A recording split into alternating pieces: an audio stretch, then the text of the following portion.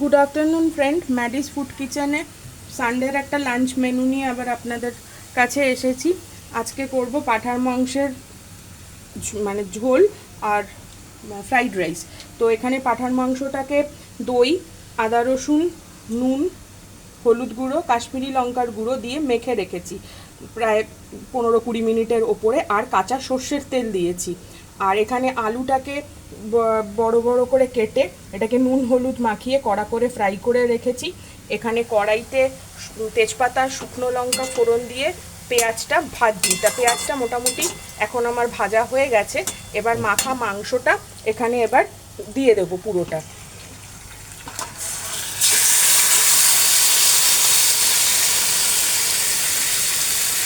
মাংসটা এখানে দিয়ে দেবো, দিয়ে এবার এটাকে ভালো করে কষাবো।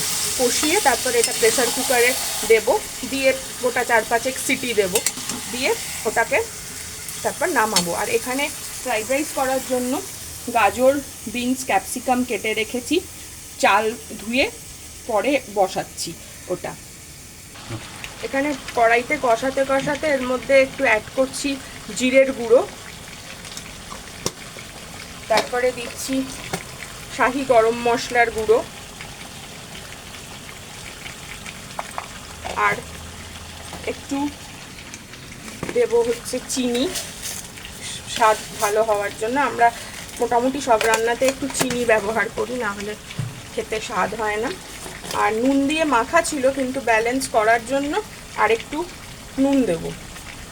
দিয়ে এবার এটাকে কষিয়ে ভালোভাবে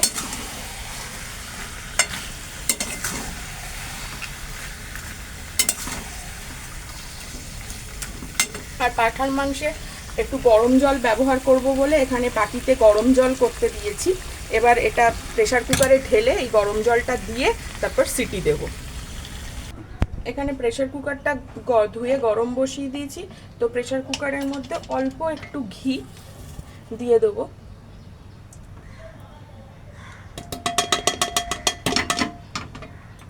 দিয়ে এটাকে ভালো করে প্রেসারের মধ্যে লাগিয়ে করে এবার এই কষানো মাংসটা এখানে প্রেসারে আস্তে আস্তে পুরো ঢেলে দেবো।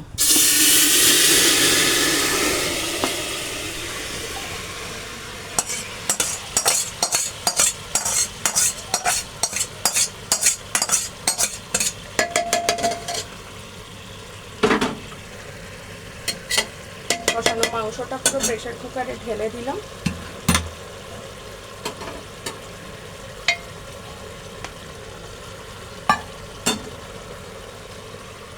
এবার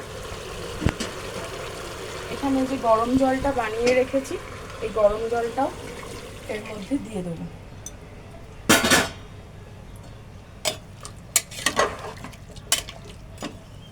দিয়ে এবার প্রেসারে এটা সিটি দিতে বসিয়ে দেবো। গোটা 5-6 সিটি পড়লে পুরো মাংস সুন্দরভাবে সেদ্ধ হয়ে যাবে। এখানে ফ্রাইড রাইসের জন্য ভাতটা বসিয়ে দিয়েছি।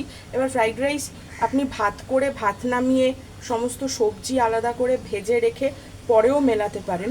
তো আজকে এটা একটু অন্য প্রসেসে করছি। এই ভাত যখন ফুটবে, এই ভাতের মধ্যেই আমি সমস্ত সবজিগুলো দিয়ে দেবো। এগুলো ভেতরে সব সেদ্ধ হয়ে যাবে নিজে থেকেই। পুরো সবজিটা ভাতের মধ্যে দিয়ে দেবো। এখানে কাজু কিশমিশটাও দিয়ে দিলাম, আর দিয়ে দেবো হচ্ছে ওপর থেকে একটু হালকা করে একটু সাদা তেল দিয়ে দেবো। এবার এটা ভালো করে একসাথে পুরো জিনিসটা ফুটবে। ফুটলে পরে নামিয়ে তারপরে ঘি, নুন, মিষ্টি সব কিছু অ্যাড করব।